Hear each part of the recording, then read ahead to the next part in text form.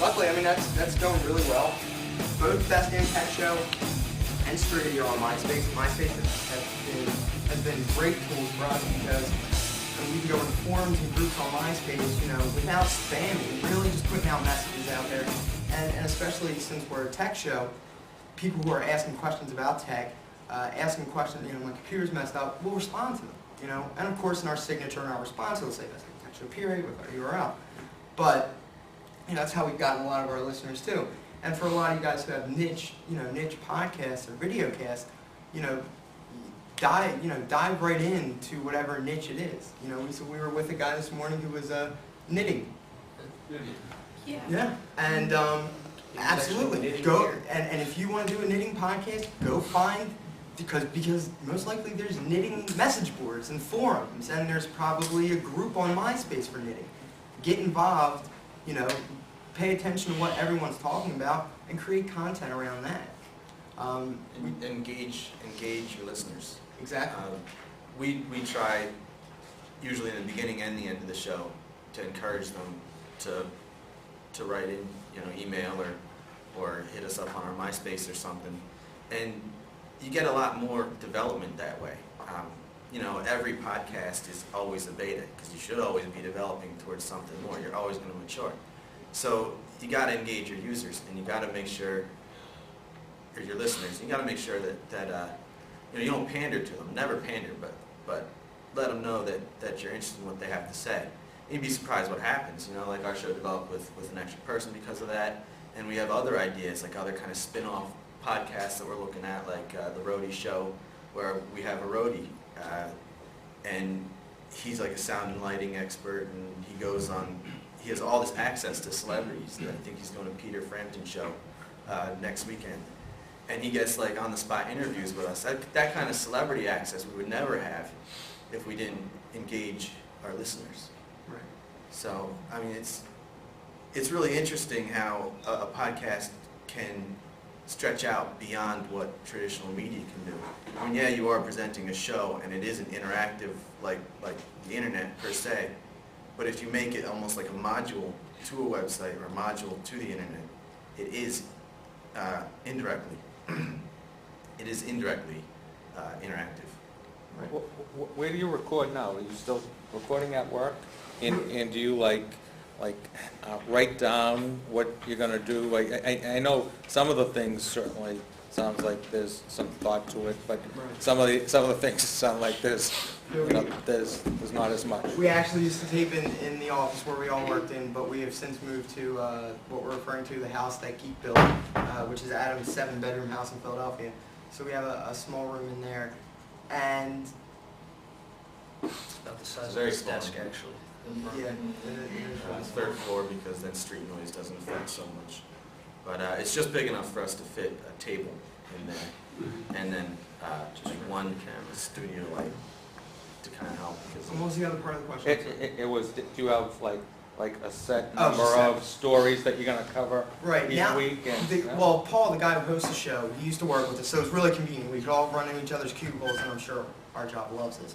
We run to each other's cubicles and go, this just happened, we really need to talk about it, and we jot it down real quick. Well, he works somewhere else now, so we use Backpack, project management software, collaborative software on the web, and we create a page for our show notes for each week. And then so each of us can go in and collaborate as we find something. Because I focus on, I read everything that's on TechCrunch and Micro Persuasion. He's more focused on virus Yeah, stuff. like the Internet Storm Center, isc.science.org. We aggregate. We don't ever play it off that we're journalists in any way. Right. We aggregate information and pick the sources that we think are the most interesting and broad, and kind of go from there. Right, and the sponsorship angle of it too, it's tough because, like I said, our goal for sponsorship was to make the show better, not to, team up with somebody to team up with somebody. The way we got hooked up with Opera is because we used Opera, we liked Opera, we asked for an interview, they granted us one, and we decided to move forward. From a marketing perspective, if anybody watches or listens to the show, I'm notoriously anti-AOL and Apple. So I say some pretty inflammatory things about both of those companies. So we've We got obviously Matt decided Williams that to keep in the to group, keep so. the integrity of the show, we're not going to take a sponsorship or take something from someone and pretend that we like them. Because it just wouldn't work, and the people that listen to the show, they wouldn't buy it. You know, if all of a sudden, you know, we were doing, Scriggity was doing news for Netscape.com, people would be like, yeah, but didn't you say last week that Jason Calacanis is a jerk? You know, so, but we keep it in your face, but you know, we're not. We welcome feedback. I remember one of the first shows we did. I went on a rant about Max. I got tons of emails telling me, you know, how wrong I was and how crazy I was. So we love any and all feedback. In a way that helps. 'Cause we got the other guy who's not here, Paul, who is totally into Mac. So it's just the rivalry between the two of them on the show. Actually, I mean, it's no secret that there's a polarity there between Mac and PC, and we have it right on our show, so it does help get listeners, because it's interesting to anyone who's diehard one or the other. They're interested in both sides. If you hate Mac, you're still going to listen because you hate Mac. You know, I mean, a lot of people have told us that the podcast sounds like three pissed off guys after a bad day at work, and I tell them because it is. Because we work in That particular technology, week it was. and yeah, we're frustrated with technology, and we vent. We give you the news, you know, but we put our spin on it. Does anybody have any questions? I don't want to hold us up too long. I know we're gonna at 4:45. Everybody's gonna meet in the conference room up there to talk about dinner and stuff. Does anybody have any questions? What about bandwidth costs and stuff like that? We use a service called Hipcast for our video blogging. We pay $20 a month for unmetered access, meaning, you know, as many downloads as you want. That's helpful because it's got feed managers as well. You know, managing, especially when you're doing a couple different shows, managing each feed manually gets to be a pain in the butt. And so we definitely use Hipcast for that. We use archive.org. I'm sorry, we use archive.org to host the audio though. Hipcast for the video. Right, rmedia.org or archive.org. What cast? Hipcast. H-I-P. It used to be called Audio Blog. They changed it. Because it wasn't hip enough. Correct. Well, actually, they have really good video services. You can capture video right within the service or upload video. So I guess Audio Blog really didn't fit them anymore. I do video, and that's where my stuff is too. Isn't it great? Yeah. That's yeah. so easy. And they have different levels. I have one that's a smaller bandwidth and one that's a larger bandwidth, and it's really short money. Has anybody experienced problems with hosting audio on archive.org, like it being slow or anything like that? The reason that I went with Archive, I mean, I'm involved with our media. I support what they do. But yes, archive.org, since just by the sheer size of it, the sheer fact that it's, you know, it's free and there's no money coming in or anything like that. There is sluggishness. It's not the fastest host you could possibly have. And I've just chose to stick with them because I support what they're doing. Yeah. But yeah, I mean, you can, you know, we've tried DreamHost and some others, and you'll find which services have the best access. The best really is to ask other podcasters, what do you use? What do you guys, you know, I mean, you can probably say at Hipcast, there's like no downtime. I've never had any reported downtime from our videos. It's always there. And they'll the do back audio end and stuff video. is great. Right. Easy. We use them for phone interviews. We use them for phone interviews too. What I'll do is, I get a call that, I'll get on a phone that has conference call. I'll call up one person, tell them to hold on, put them on hold, call the Hipcast number that you get, start the recording, go back, and then you do a phone-to-phone interview with Hipcast. When you're done, you hit 3 and it'll publish it right to the web or save it so you can edit it. So that's really the easiest way that we've done phone interviews. I mean, we've tried some different setups with running it through a mixer or using Skype. That doesn't always work out too well for us. I think the listeners, when they hear it's on a phone, it almost puts it in place. You know, if you try and hide too much that it's on a phone. Right. We were in this room not long ago, and John from CNET was talking about a little phone breakout box he had bought. I forget the actual name. A hybrid device, I think he called it. What was that? The Innkeeper. Yeah, Innkeeper, yeah, it was some sort of hybrid audio, or it broke it out, And, I mean, if you have the money, if you're seeing that, I would get it. But if not, I mean, the sound quality you sacrifice for the audio blog, it really isn't, it isn't that bad. And, I mean, you can understand it and you know it's on the phone. You know, it's almost part of that transparency thing. Say, this is what we got, this is what we afford, you can hear it, so here you go. Has anybody really, for conference calls, I'm a gamer by nature, tried like TeamSpeak or Ventrilo to do it because it records right to wave? I mean, we haven't, I don't think I've tried those specific services. And then you I can tried see when Dean. somebody is talking. Right. And in Skype you get so much bad background noise. Yeah. With TeamSpeak, you can set your audio input level so it only your push to talk, or you can do audio activation. So Right. you have to speak a certain tone to get it to go. Right. And it's so much better. That's a good idea. I know we've done a couple things. We've done like probably the best feedback I ever got on an interview. I interviewed Chris Perillo, and he was in the middle. He was getting ready to go to a doctor's appointment. He had to work out, and he's like, "I'm gonna be on exercise equipment. Do you mind?" I'm like, "Well, no, I want to interview him, so sure, whatever." So I was on Skype, calling his cell phone while he was on exercise equipment. We got it back. It sounded horrible. I'm like, we cannot put this thing out. But we said, when I started talking, he's like, well, I'm on this, exercise bike.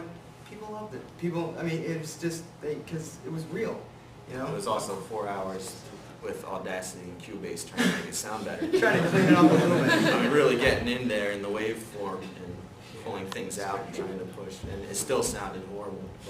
But in the end, it worked out. I mean, people were like, I could barely hear it, but I knew it was Chris, and I was listening real close to see what he wanted to say.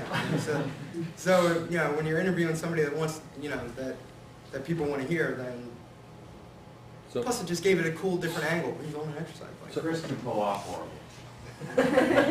Not everybody can pull off terrible. Right. and how much time do you spend each week sort of getting the show ready, or not getting, or once it's taped, sort of prepping it and getting it out? We all aggregate RSS, so we pay attention all week about the news. Thursday, we will put literally a half hour before we go to his house. We put all the news in backpack, set everything up, and then we go drive to his house, maybe talk about a couple segments on the way. Take the show straight through. If we're doing an intro like our Geek Fight Club intro or something that takes some production, that may take an hour or two. But if our show's 40 minutes long, it's because it took 40 minutes to tape. And the post-production, right now we strip the audio out of the video.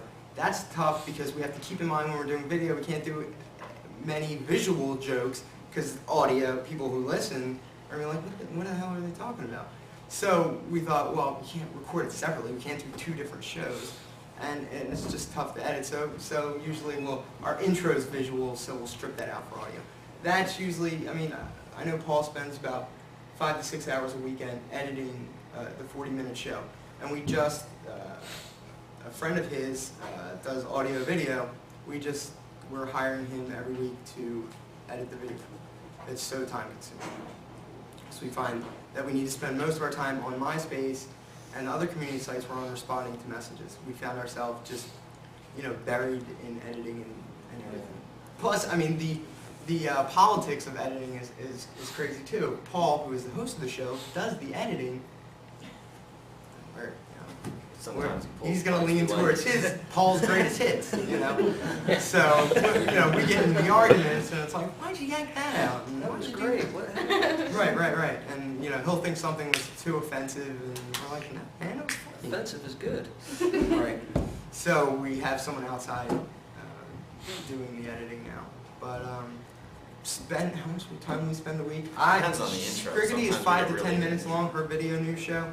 It takes me 4.5 hours to edit down an hour to 5 minutes. That's actually fairly fast. So it feels a lot longer. That's after I've watched it a couple times too. So it really depends on what you're trying to do with the final product you want to hear. I know Twitch struggled, This Week in Tech struggled for a long time because they really wanted it to sound great. They really wanted to have this great quality. But they were having trouble. They were using like external recorders, each of them, and then Leo would have to sync it all up. It's just a pain in the ass. So they were, people are going to listen to them anyway, whether they're crystal clear or not. It really all comes, and I've heard a lot of people say today, it really all comes down to the content. And there's a lot of people out there that have no interest in listening to us, don't think we're funny, and that's fine. But we're glad that they listened in the first place. We also have, we have a timer that we set up so that we don't go over. We should get rid of that timer. We always go over it anyway. Yeah, you see me reaching my arm over, and I'm always adding more time. Yeah, we're struggling with that because we have our videos on YouTube, and the YouTube crowd is a 5-minute clip or under. Anything longer, nobody's going to pay attention to. So we're struggling, you know, the longer format audio is fine, because people are at work listening to it, people are out walking, it's no big deal. But the video, it's hard to hold people's attention for 40 minutes. Any other questions?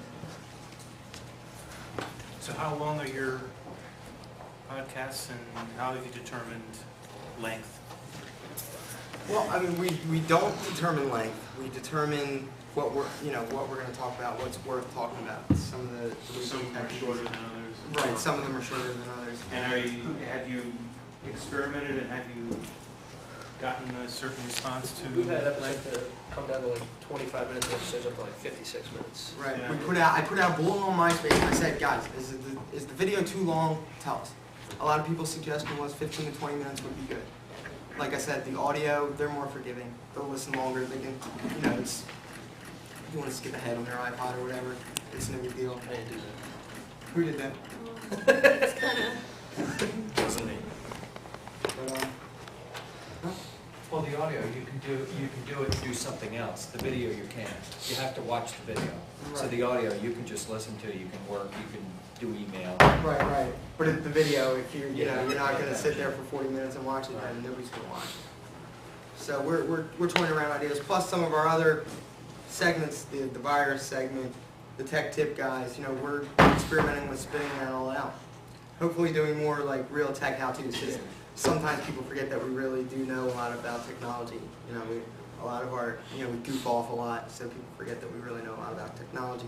So we're going to do how-tos and spin them out. This week's show, half of it will be a normal show, half of it's going to be footage from Podcamp. Have you been able to determine exactly who your audience is and Well- survey them or figure out a way to? We weren't able to do any of that until we started using MySpace, really. The grassroots marketing that we did, we're just posting on message boards, stuff like that. It was really hard. FeedBurner has helped a lot in tracking. We use that, we wrap that around our audio and our video. So we get a good idea of, what aggregators people are using, where the hits are coming from. But there's so many podcast directories out there. I mean, I work with one Plug. They are, in my opinion, the easiest for people to use. And a hurdle of ours is how to get people to listen to podcasts. Because when you say the word podcast scares people. It sounds too technical. It's like audio on the web. You want to listen to it, you hit play, listen to it. You don't like it, you turn it off, go to the next thing. So that's why I'm working with Plug to try and get that, make tools that make it easier for people to listen to.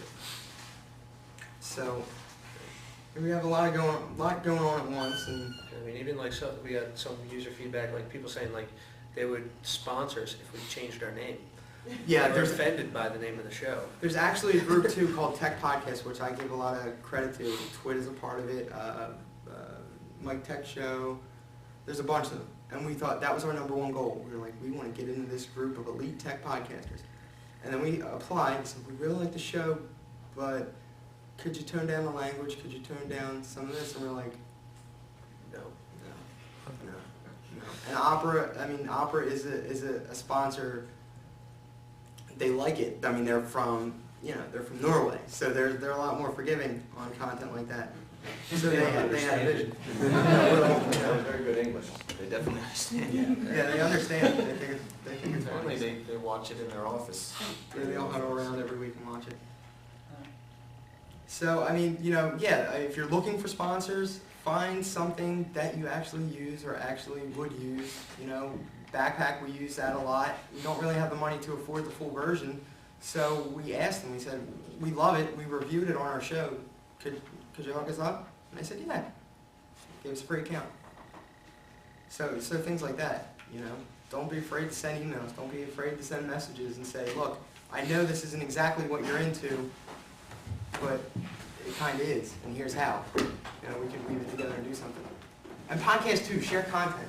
Even if we do a tech show and you do a tech show, we can't all cover the same things at the same time. So if anybody wants, there's segments run on our show, just go to bestdamntech.com, send us, if you're doing a review of a gadget or something like that, we need to share it. We need to share the content, And your listeners are different from our listeners and our viewers.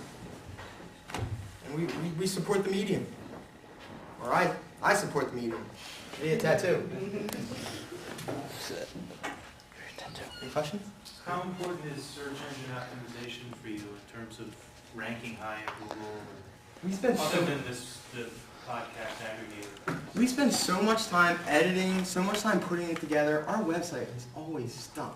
And we thought, we're tech guys, how do we have a crappy website? We We're just didn't designers have the and time developers. to upkeep Yeah. it and read it, So we finally, Adam wrapped a design around WordPress. So it's going to be easier for us to, deploy content, put blogs. So we are focusing more on search engine traffic. We were just trying to find listeners, trying to find niche groups that would listen, that would give us the feedback, like Kevin here, that would give us the feedback so we could grow and, make it worthwhile. Because I could spend all my time on search engine optimization. Somebody clicks on it because they search on Tech Podcast, and the show is horrible. And they're never going to come back. So we've really focused on making the show as good as we can make it, doing what we need to do to get better equipment, doing what, We also came into hurdles with the word "damn" in our name. We had some trouble with Google with AdWords and stuff. Can't buy AdWords because best is a superlative Yeah, and damn is a half is our name. a curse word. So we thought about, do we change the name of the show? No, we still are waiting for that cease and desist letter from Fox. So that's a gauge for us. When we get the cease and desist to change our names, then we know we've hit the big time. So that hasn't come yet. So we haven't hit it. But yeah, there's always little hurdles like that. Let's figure out what we're doing for dinner. Yeah. Thank you, everybody. Thank you.